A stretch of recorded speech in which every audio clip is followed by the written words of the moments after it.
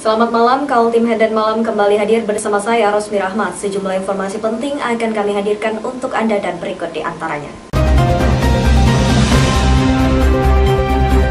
Kita awali Kaltim Headline Malam edisi kali ini. Polresta Balikpapan menginisiasi deklarasi damai untuk Pilkada Kota Balikpapan. Deklarasi ini melibatkan seluruh unsur pilkada, mulai dari tokoh masyarakat, tokoh agama, hingga tim ses paslon. Berikut informasinya.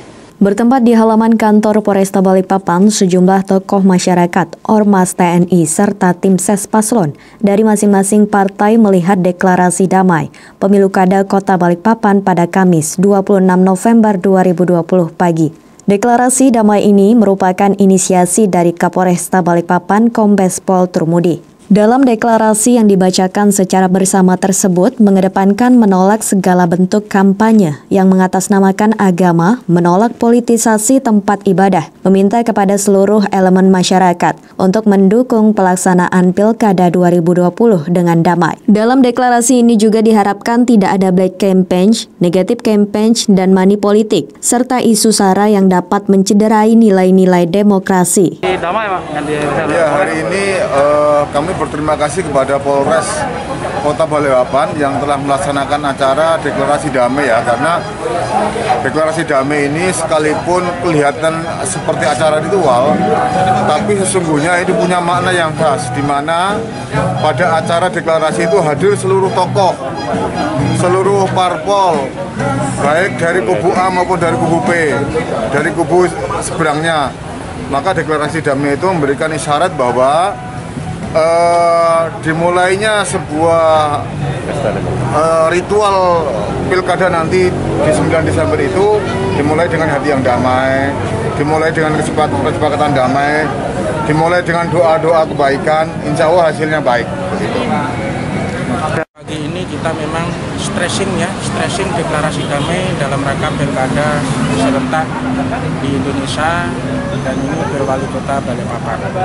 Ini mengingatkan kembali, kemudian stressing kembali supaya kita saling mengingatkan ya. Kita mengundang semua tokoh agama, tokoh masyarakat, tokoh pemuda, tokoh adat, tim sukses, parpol, akademisi, ya, ormas, semuanya kita undang untuk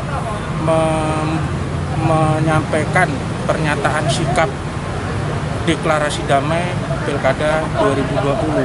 Nah, ini penting supaya beliau-beliau itu nanti menyampaikan ke warga bahwa ini adalah proses demokrasi yang harus sehat dan menjunjung tinggi nilai-nilai NKRI. Seluruh elemen masyarakat diharapkan tetap bisa bersama menjaga kondusivitas Kota Balikpapan sebelum hari H hingga masa penetapan Wali Kota Balikpapan. Dari Balikpapan, Muhammad Idris, tim Kaltim TV.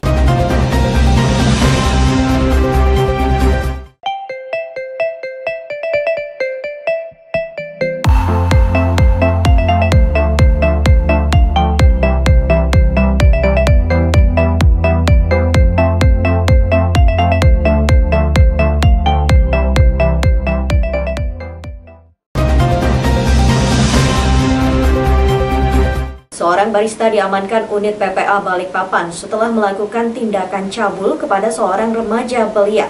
Korban bahkan sempat mendapat ancaman jika tak memenuhi hasrat tersangka. Berikut informasinya. DA, 28 tahun, digiring unit PPA Satreskrim Polresta Balikpapan pada Kamis siang untuk mempertanggungjawabkan perbuatannya. Tersangka diamankan di rumahnya di kawasan Damai, Balikpapan Selatan pada 21 November lalu. Tersangka diketahui melakukan tindak pidana pencabulan terhadap anak di bawah umur berinisial AA 17 tahun yang masih berstatus sekolah. Tersangka melakukan pencabulan sejak April lalu, bahkan tersangka kerap cekoki minuman keras sebelum melakukan tindakan cabulnya. Di hadapan polisi, tersangka akui melakukan tindak cabul selama 4 kali sejak April. Bahkan tersangka kerap mengancam korban, menyebarkan video syur korban jika tidak mengikuti nafsu bejatnya. Kami telah mengamankan seseorang yang diduga telah melakukan tindak pidana pencabulan terhadap anak di bawah umur, di mana korban sendiri baru berumur 17 tahun. Dari keterangan pelaku bahwa pelaku telah melakukan pencabulan tersebut sebanyak 4 kali. dari sekitar bulan April, Juni sampai dengan bulan November. Akhirnya dari perbuatan itu dilaporkan sama korban keberatan dan melaporkan kejadian tersebut kepada orang tuanya, dan akhirnya orang tuanya melaporkan kejadian tersebut ke Polresta Balikpapan. Sempat pacaran kan ya? Itu pertama kali di kos, di perapatan, dan 1 kali. Itu kamu paksa adanya tuh? Enggak ya? personal ya? Iya. Kata kamu cekokin minuman? Yang minum, saya memang lagi minum, cuman saya nggak maksa kayak harus gitu. Dia minum juga? Dia sempat minum, ngerasain, habis itu tidur. Pas tidur kamu apa? Pas tidur kamu tidurin? Nggak pas tidur juga, setelah bangun baru berhubungan? Iya. Terus videonya itu kapan? Videonya itu kapan? Sekitaran bulan Mei. Itu yang keberapa kali? Sementara itu tersangka dijerat dengan pasal pencabulan anak di bawah umur dengan ancaman maksimal 15 tahun penjara. Dari Balikpapan, Muhammad Idris, tim Kaltim TV.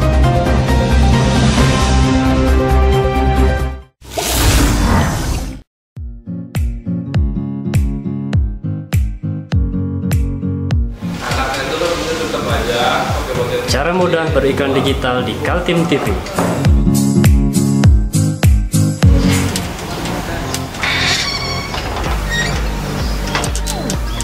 Yang pertama, jadilah sahabat Kaltim TV.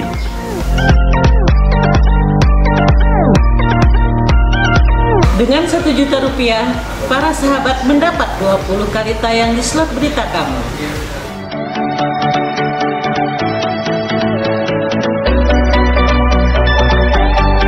Dengan 20 detik, dapat menjangkau 20.000 penonton. Anda beruntung karena mendapat kesempatan perdana dari kami. Ayo jadilah sahabat Kaltim TV.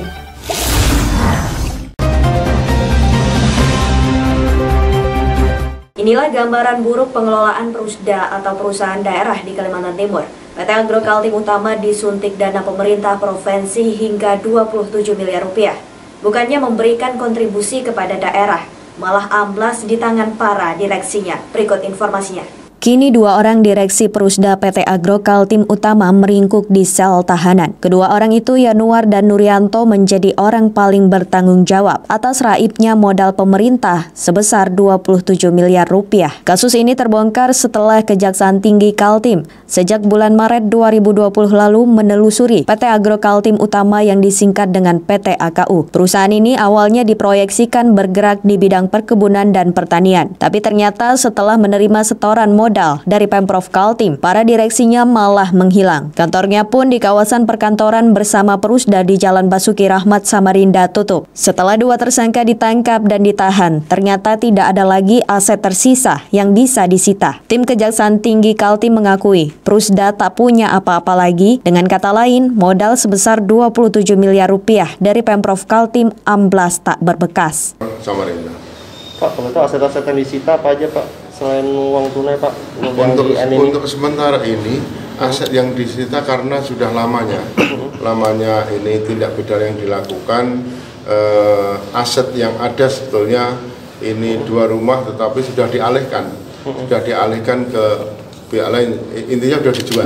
Jadi sehingga kami agak kesulitan untuk mencari melacak aset yang nantinya sebagai pengganti kerugian negara. Berarti pemiliknya ini Uang setoran modal dari pemerintah bukannya dibelanjakan untuk berusaha perkebunan atau pertanian, tapi oleh tersangka Yanuar dialihkan untuk usaha lain. Belakangan terbongkar pula oleh penyidik Kejaksaan Tinggi Kaltim ada 9 perusahaan baru yang disebut menjadi tempat penampungan aliran modal dari Prusda PT AKU. Dan ternyata 6 perusahaan diantaranya adalah fiktif. Pak, informasinya ada salah satu perkebunan yang mereka sembunyikan, seperti apa itu Pak?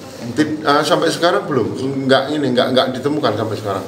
Untuk perkebunan itu memang nggak ada, perkebunan nggak ada yang bersangkutan sehingga membuka kerjasama dengan 9 perusahaan. 9 perusahaan tersebut, tetapi pada tahun 2009 itu yang bersangkutan mendirikan perusahaan sendiri. Itu ditemukan menjelang penetapan tersangka Y. Nah, itu baru diketemukan kalau 2 orang itu membuka perusahaan namanya PT Dwi Mitra Palma Lestari. Aliran yang ke situ 24M sendiri. Prusda PT Agro Kaltim Utama berdiri sejak zaman Gubernur Kaltim Suwarna AF. Tahun 2003, perusahaan mendapat suntikan dana berupa penyertaan modal dari Pemprov Kaltim sebesar 5 miliar. Ditambah lagi tahun 2007 sebesar 7 miliar. Anehnya, meski tidak jelas kinerja perusahaan itu pada tahun 2010 saat Gubernur Kaltim Awang Faruk Ishak, Prusda itu disuntik lagi sebesar 15 miliar rupiah. Muncul pertanyaan, adakah keterkaitan para tersangka dengan para gubernur? Mengingat selama ini penunjukan personel direksi Prusda selalu tidak lepas dari campur tangan kepala daerah yang berkuasa saat itu. Aspidsus Kejati Kaltim Prihatin SH mengatakan, sejauh ini hanya 2 orang tersebut, yakni Yanuar dan Nurianto yang menjadi tersangka. Tuduhannya adalah melakukan korupsi sesuai dengan Pasal 2 dan Pasal 3 Undang-Undang Tindak Pidana Anti Korupsi. Ini untuk penanganan perkara Agro Kaltim Utama di Kejaksaan Tinggi Kaltim sampai saat ini sudah dinyatakan P21 ya untuk tersangka yang kedua. Namun tersangka yang pertama inisial Y yang kemarin beberapa hari yang lalu sudah kami serahkan limpahkan tahap 2 ke Kejaksaan Negeri Samarinda. Tetapi dari Maret 2020 kami tangani sampai saat ini akhirnya berkembang sampai pemeriksaan saksi, alat bukti cukup sehingga terungkaplah seperti itu. Ada yang fiktif, ada yang mengalir 24 miliar seperti itu. Kasus Prusda PT Agro Kaltim Utama sudah terbongkar. Pertanyaan berikut, apakah pejabat Pemprov Kaltim ikut bertanggung jawab atas raibnya setoran modal sebesar 27 miliar? Tim Kaltim TV, Hardin melaporkan.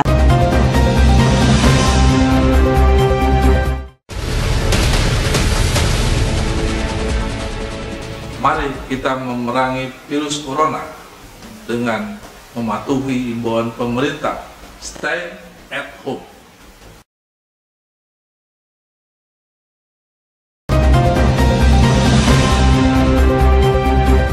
Kita beralih ke informasi selanjutnya. Inilah fakta ibu kota Provinsi Kalimantan Timur, Kota Samarinda masih berada di zona penyebaran virus corona. Kabar terbaru bahkan wali kotanya Syahri Jaang terinfeksi dan kini harus dirawat di isolasi mandiri di rumah dinas. Ucapan simpati mengalir kepada Wali Kota Samarinda Syahri Jaang. Sejak diumumkan terinfeksi virus corona, petugas medis memastikan kondisi kesehatan Syahri Jaang cukup baik atau dikategorikan sebagai pasien positif tanpa gejala. Kota Samarinda dalam 2 bulan terakhir memang berada di zona merah.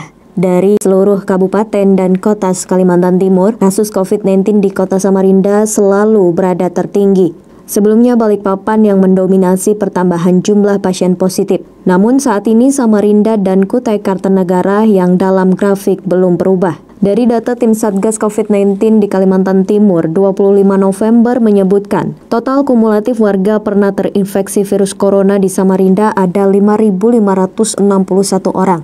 Kemudian 4.943 orang diantaranya sembuh. Jumlah pasien positif meninggal dunia ada 181 orang dan jumlah pasien positif aktif yang masih dirawat di isolasi ada 437 orang. Jumlah pasien aktif ini kedua tertinggi setelah Kukar di nomor atas sebanyak 543 orang. Sementara situasi di pemakaman khusus Rayu Tanah Merah Samarinda Utara juga belum reda. Setiap hari tim Satgas COVID-19 bersama relawan melakukan penguburan pasien dengan status positif virus maupun probable. Data 24 November 2020 menyebutkan sudah 271 orang dikuburkan di Serayu. Berikut ini kegiatan rutin di pemakaman khusus COVID-19 Serayu Tanah Merah Samarinda. Janin nggak? Ya nanti mas turun.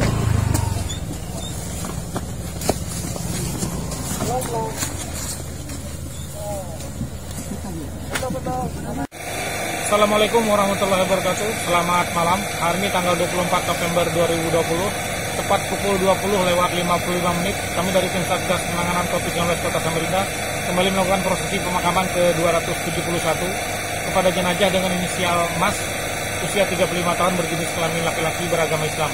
Yang bersangkutan mulai dirawat di Rumah Sakit Dirgahayu pada tanggal 23 November 2020 dengan diagnosis bronchopneumonia plus suspek COVID. Dan dinyatakan meninggal dunia pada pukul 12:05 pada tanggal 24 November 2020 dengan hasil swabnya terkonfirmasi positif COVID-19. Saat ini sedang berlangsung pemakamannya secara protokol COVID di Pemakaman Umum Pelayu Tanah Merah, Samarinda.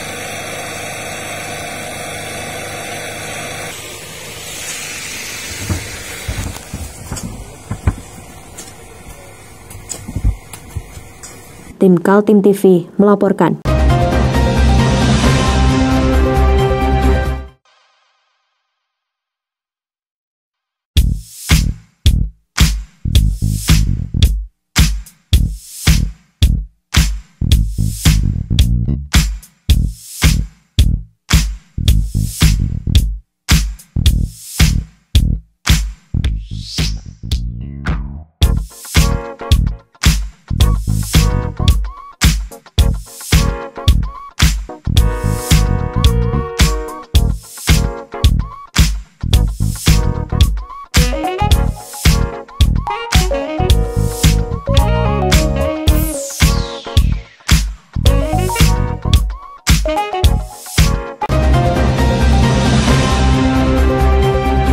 Menjelang deadline 30 November sebagai batas waktu pengesahan APBD Kaltim tahun 2021, DPRD bersama Pemprov Kaltim mengenjot rapat maraton.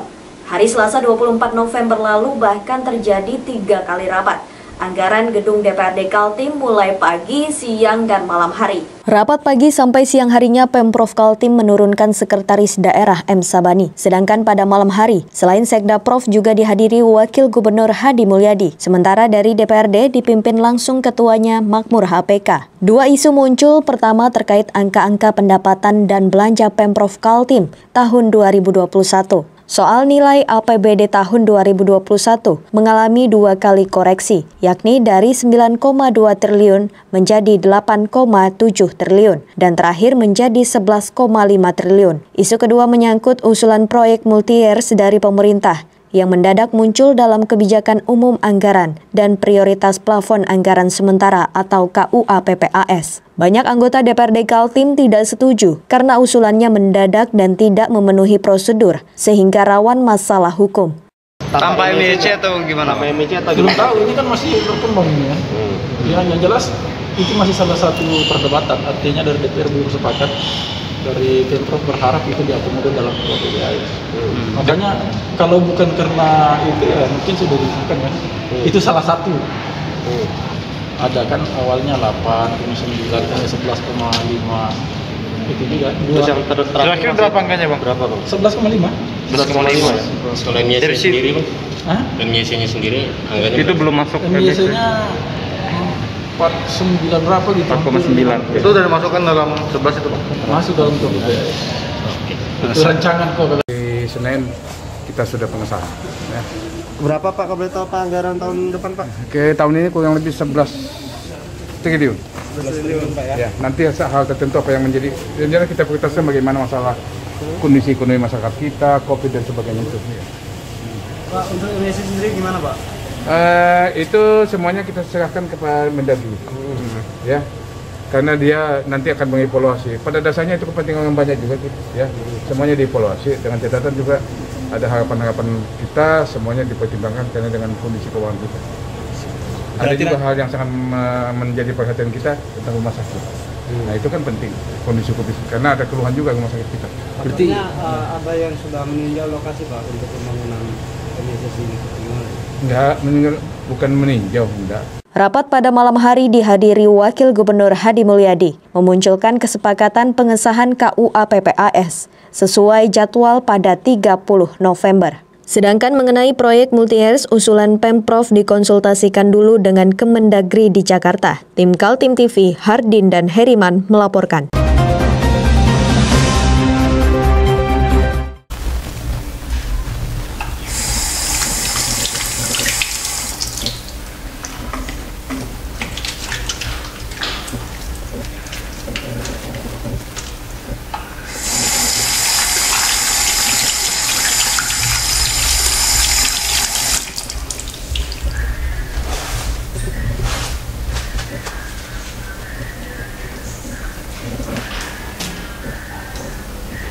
Meskipun di rumah saja, kita tetap selalu menjaga kesehatan, cuci tangan, menggunakan hand sanitizer.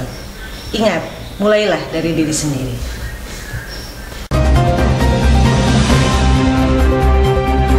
Rapat maraton APBD Kaltim 2021 antara DPRD dengan Pemprov Kaltim berakhir manis. Kedua lembaga itu sepakat mengakhiri polemik proyek multi-years dengan membawa ke Kemendagri. Sedangkan pengesahan tetap dilaksanakan sesuai jadwal pada 30 November. DPRD Kaltim menggelar rapat maraton dengan Pemprov Kaltim. Rapat berlangsung sampai 3 kali diskorsing, yaitu pagi, siang, dan malam, lantaran tidak menemukan titik temu beberapa usulan proyek yang masuk sebagai rencana APBD Kaltim tahun 2021. Alotnya rapat Badan Anggaran DPRD dengan tim anggaran pemerintah daerah, lantaran masuknya usulan proyek multi-years secara dadakan. Sebelumnya dalam Kebijakan Umum Anggaran dan Prioritas Plafon Anggaran Sementara atau KUA PPAS, tidak ada 2 proyek multi-years pembangunan flyover Rapak Balikpapan dan pengembangan RSUD AW Syarani. Namun tiba-tiba diusulkan pemerintah. Pemprov Kaltim saat rapat menurunkan Sekretaris Daerah Sabani dan Wakil Gubernur Hadi Mulyadi pada malam harinya. Sedangkan DPRD Kaltim dengan kekuatan lengkap dipimpin Ketua Makmur HPK. Hasilnya gimana Pak? Ya, hasil tadi Pak. Pertama akan konsultasi lagi ke Kemendagri terkait MSC. Yang kedua disepakati Senin penandatanganan kesepakatan KUA PPAS. Apapun yang terjadi deh Pak ya. Apapun hasilnya gitu Pak ya. Nggak ada, beres aja semua. Proyeksi APBD berapa Pak? Berapa proyeksi APBD? Berapa pun tadi udah hafal? Sudah sampai di situ bahas. Pokoknya pembelanjaan tadi sekitar 11 ya. Ya 11. Jadi kan itu defisit ya. Pendapatan mungkin 9, mungkin 1,5 lah defisit. Nggak ada masalah. Beres semuanya. Aman. Kenapa? 30. Yang jelasnya tanggal 30 kita tidak menolak dan tidak menolak. Artinya begini. Itu kita tunggu evaluasi gubernur dulu. Evaluasi Mendagri. Ya. Berarti yang tanggal 30 itu soal kesepakatan KUA PPAS-nya Pak ya? Ya. Oke, siap. Semua kita lakukan. Oke. Berarti secara prinsip sebenarnya DPRD menerima program MEC ini Pak ya, hanya saja syarat administrasi. Nah gini, jadi semuanya nanti kita tunggu Senin. Senin Pak ya. Sementara nanti Senin baru kita bicara itu. Siap. Karena kalau saya bicara sekarang kan kita belum ada proses. Oke. Tetapi kita sudah dialog, sudah merumus-rumuskan. Hasil pendapat dewan dan sebagainya itu kan kita kan tim kita ada ini. Nanti tanggal 30 hari Senin itu baru tahu, nanti kita bicara. Oke. Persetujuan antara Pemprov dengan DPRD dengan membawa masalah proyek multi-years ke Kemendagri di Jakarta terlebih dulu. Sedangkan persetujuan lainnya menyangkut kesepakatan pengesahan KUA PPAS untuk APBD Kaltim tahun 2021 dilaksanakan pada 30 November 2020. Sebelumnya Ketua Fraksi PKB Hanura DPRD Kaltim, Syafruddin, menjadi salah satu anggota DPRD Kaltim yang berkeras agar proyek multi-years tidak dimasukkan dalam APBD Kaltim tahun 2021. Syafruddin menyoal soal prosedur administrasi usulan proyek multi-years yang berpotensi menimbulkan masalah hukum jika dikabulkan. Itu adalah DED, Design Engineering detailnya, udah ada apa belum? Yang kedua adalah dampak atau analisa dampak lingkungannya, AMDAL-nya, apakah itu AMDAL lingkungannya, AMDAL sosialnya, AMDAL lalu lintasnya kalau di flyover Balikpapan. Yang ketiga adalah status lahannya seperti apa. Yang keempat, kajian teknisnya seperti apa. Dan yang kelima adalah apakah tertuang dalam RPJMD atau tidak. Nah itu syarat-syarat yang menjadi persyarat-syaratan itu. Nah, jadi DPRD pada prinsipnya setuju MBSC sepanjang syarat-syarat ini terpenuhi. Nah, melihat waktu rasanya sulit untuk memenuhi persyaratan ini karena DPRD udah lama meminta persyaratan ini tapi tidak dipenuhinya, tidak tersedia. Maka besar kemungkinan MBSC ini tertunda gitu. APBD Kaltim tahun 2021 setelah masuknya 2 proyek multi-years diperkirakan terbebani belanja hingga 11 triliun rupiah. Angka itu muncul membengkak karena pada rapat DPRD dengan Pemprov sebelumnya, sektor pendapatan hanya berkisar 8,7 triliun. Tim Kaltim TV, Hardin dan Heriman melaporkan.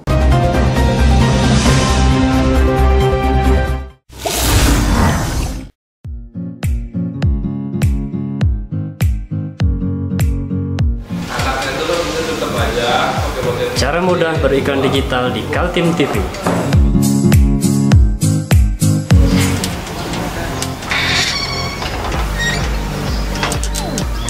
Yang pertama, jadilah sahabat Kaltim TV.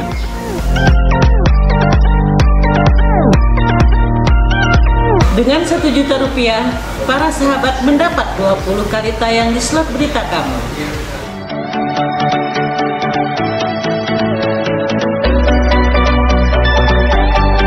Dengan 20 detik, dapat menjangkau 20.000 penonton. Anda beruntung karena mendapat kesempatan perdana dari kami. Ayo, jadilah sahabat Kaltim TV.